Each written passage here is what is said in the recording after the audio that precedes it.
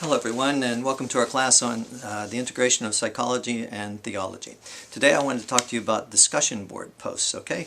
You're going to be needing to do those about every other week, so you're going to be doing 4 discussion board posts plus some follow-up posts, but 4 primary posts. I want you to think of these posts more as a paper rather than as a post, something like you would do on Facebook. This is not like Facebook. You're not going to just be sitting and writing down in stream of consciousness and writing out. You're at a doctoral, or you're at a master's level now, and you need to think professionally and write professionally. So I'm going to be teaching you a little bit about that. I hope that you'll be able to pick up these skills if you don't have them. If you do have problems with writing, then you can go to Liberty University's Graduate Writing Center and turn in your papers there first, have them look at them and help you with them. You also can use tutor.com. That's something that Liberty University has partnered with, so you can get help there too. Almost any time, day or night, they're available on the internet to help you with your writing. So you can submit your papers to them first, have them review them, make sure that the grammar and syntax and everything else is correct. At least go that far with you. Now, one of the most important things you can do is turn on Microsoft Word's proofing function. And I've given you a video on that, which you'll be able to find on my internet site, because I'll be showing you how to get there throughout the course. But anyway, there's documents there, and one of the videos there is going to tell you how to turn on Microsoft Word's proofing. Please do this. I don't know why students don't do this, because it is so helpful. I'm not the best speller in the world either, so I really like to use it because it puts little squiggly green, red lines under words that are spelled incorrectly, and little squiggly green lines under places where I might need a comma or the grammar is incorrect. And if you right-click on it, it gives you ideas about how to correct the grammar, how to correct the spelling, etc. So it's a really, really powerful tool. So please, everyone turn that on. If I get your papers and I see that all these spelling errors are on there, I know you haven't turned it on, and I know that you're not going to do well, because you shouldn't have any spelling errors in papers at this level. It just almost should be none. And this is going to also help you with other types of errors. Now I want you to read the discussion board questions very carefully. Sometimes people just don't even read the questions carefully and they start writing. This is not about just writing, okay? That stopped a long time ago. You have to think about this information. Usually there's 2 questions within the prompt, and so you're going to need to think about both of those. In fact, I don't want you to think about them separately. I want you to think about them in an integrated fashion. I want you to incorporate both of those into your writing. So you have to think about them and how they relate and put them both into the stream of your writing. Okay? I'm going to be telling you how to do some of that also. Now, when you're writing, I want you to prepare your document in Microsoft Word and use Times New Roman for the font, and 12 point. So Times New Roman 12 point. So please get used to doing that. Now, when you want to take your document and put it into Blackboard, then what you do is Control A. That's to highlight everything, and then Control C for copy, and then Control V when you want to drop it into Blackboard. So you go to Blackboard, put your cursor where you want to drop it in, and Control V to drop it in. And so when you've done that, I also want you to send me a copy separately via email. That's so that I can put that into the correction format that I use, and then send it back to you, or actually attach it in Blackboard so that you can see the corrections that I've made. So send me a copy. Now when you send me a copy, put Forum 1 and your name. Okay, don't just put Forum 1, because I want to know whose it is from the very subject line. So on the subject line, put Forum 1 Brian Campbell. All right, that'll help me a lot. Now you're also going to be turning in not just that paper, but a checklist. And the checklist I'll be giving to you is to make sure that you've gone through a final checklist of everything you have to have on your discussion board. That way, you will do much better on these discussion boards, and when you get used to doing that, it'll sort of help you relate to what I'm looking for in those discussion board posts. So you'll be sending both of those to me. Okay, spacing, as I said, single space maybe you want to use for the post in Blackboard, but double space it before you send it off to me. Now, the purpose of these posts, or these discussion board questions, is to get you to think deeply, right? Not just surface deep. We're really going into another dimension here. Many of you will have never really been challenged to think. You've just memorized. In fact, that's what I know about the American system versus the British system. In my doctorate, I had no classes, no tests, and I spent 6 years studying. But what I did was studied under a mentor, and I learned how to learn I didn't have to go through all these little hoops. The criteria for the completion of my doctorate was an original contribution to mankind, which was quite different than pass a test, which we do over here in the United States. So anyway, think about analyzing, synthesizing, debating, whatever, but think deeper about these items, and I'll be showing you how to do that.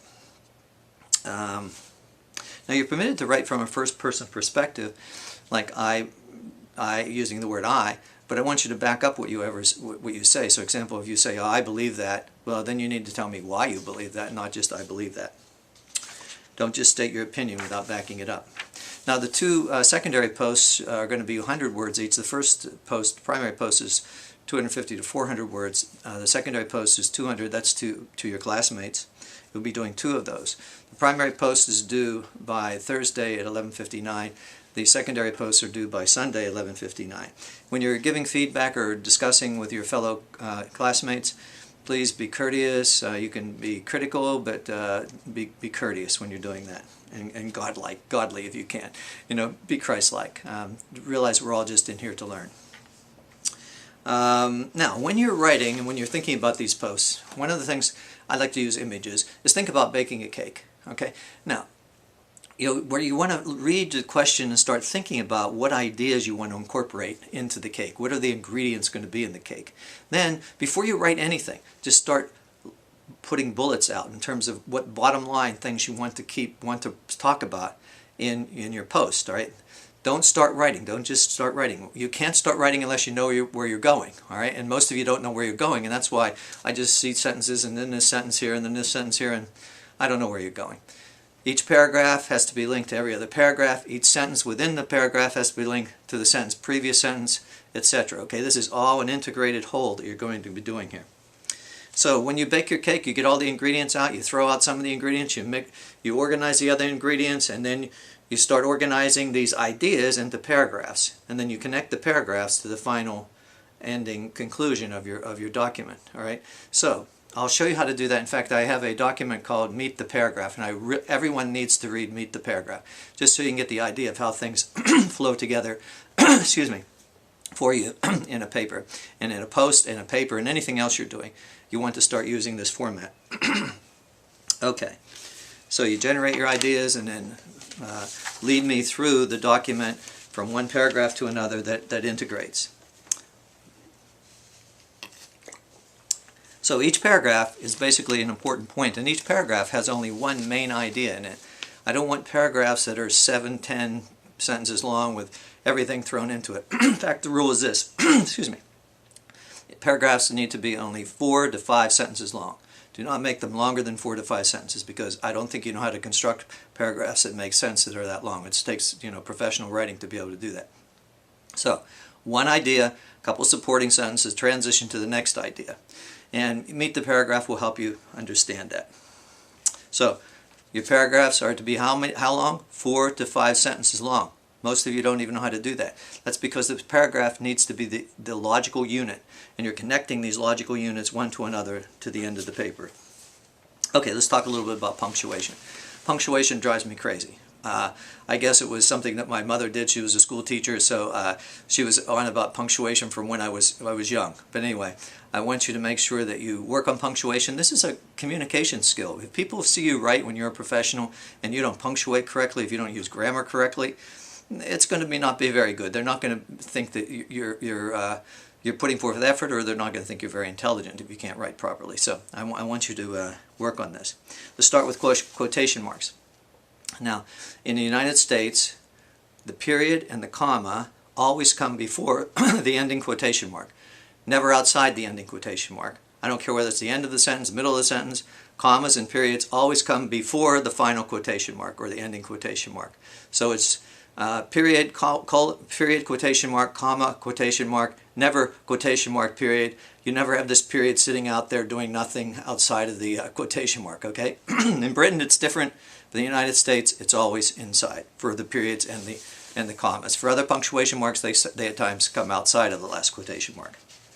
Okay, so that's a little pet peeve of mine. Another is antecedent and pronoun agreement. Probably this is the most egregious one that students do. I don't know, it seems like people have forgotten how to do this, but the modern day language seems to have missed out on the agreement of antecedents and pronouns. Okay, so you have a noun, which is your antecedent, and then you have a pronoun, which has to agree with the noun. It refers back to the noun, okay? So, for example, the word he is a singular pronoun, the word she is a singular pronoun, and pronouns have to agree with the antecedent, all right? So if the antecedent is plural, the pronoun has to be plural. If the antecedent is a female, is masculine, then it needs to be a masculine pronoun. So you have to match those in both gender and in number. Let me give you an example of a couple of errors. If a person exhibits these symptoms, then they must be crazy. Person is singular, they is a plural pronoun. So that's incorrect. Do you understand? If a person exhibits these symptoms, then he or she must be crazy, or he must be crazy, not they. They is a plural pronoun. Another example. This one is the word there. There is a plural pronoun. It must have, the antecedent must be plural as well, not singular. A student who questions their own writing ability may feel intimidated by the work that is found online and may take the risk of submitting work that is not their own. They have the word there and there twice, both of which are incorrect. A student who questions his or her own writing ability may feel intimidated by the work that is found online and may take the risk of submitting work that is not his own or her own. All right? Now you can change that, and there are ways to do this, so you can use plurals that don't make it so awkward. But remember, antecedent pronoun agreement. I've given you a document on that. It refers to a website. The website, I want you to go and study it. There's also a quiz there, and I want you to take a quiz on antecedent pronouns, because I really don't like to have to keep correcting antecedent pronoun agreement. All right, let's keep going. Now, use of commas. Commas are also seemingly lost in today's society. Maybe it's because of texting and everything, I don't know. But anyway, you need to use commas throughout your paper. Commas especially are used with prepositional phrases. For example, comma. On the other hand, comma. Therefore, comma. All right. Let me give you some prepositions. About, among, against, after, and various other pronouns like that. About, among, about. Anyway, there's a lot of pronouns. I used to have a little ditty that I memorized, but I can't remember it. So, about, above, across, after, against, among, and at, beside, behind, between, by, except for, in, under, in, off, under. Okay, those are a lot of prepositions. Anyway, try to remember that if you use prepositional phrases, you need a comma after them. Now, if you use commas to set off parts of your sentence, then you should be able to take out the part that you set off, and the sentence should still make sense. All right, so that's another way to test whether you're using commas properly.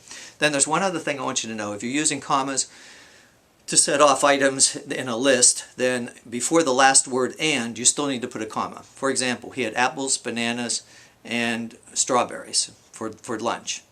You put apples, comma, bananas, comma, and strawberries. So you have a comma before the and.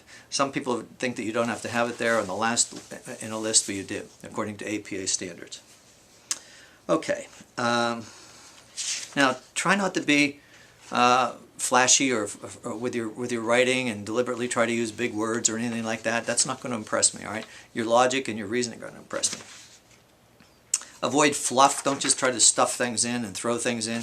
Avoid having non sequitur. Non sequitur is like something that just flew in from nowhere into the paragraph and you just dropped it in there and I have no idea where you're going. Think of me when I'm reading it. I need to know what you're doing and where you're going. Now I want you to give the post a name. So you're going to call your baking the cake, you're going to call the cake something. And I show you how to do that and how to think about giving it a name. Remember, don't just regurgitate from the sources that you have. This is not about just John said this and Mary said this. Please don't do that. Think about this and try to integrate the information. You're going to need to use citations throughout your posts. Citations are very important so you can avoid plagiarism. Anything that's someone else's idea, then you have to properly cite. Even if you're paraphrasing, you need to use citations. And I've given you a separate handout on how to use basic citations, and I've even given you all the citations that would be relevant, the format for the text and everything that you're using. So make sure you look at that and use citations throughout your document as well. I also gave you I will give you a paper on how to avoid plagiarism that I wrote. Each year we have people who plagiarize. Please don't do that. It's really unbelievable how many people still do that, and it's almost always caught, so don't do it.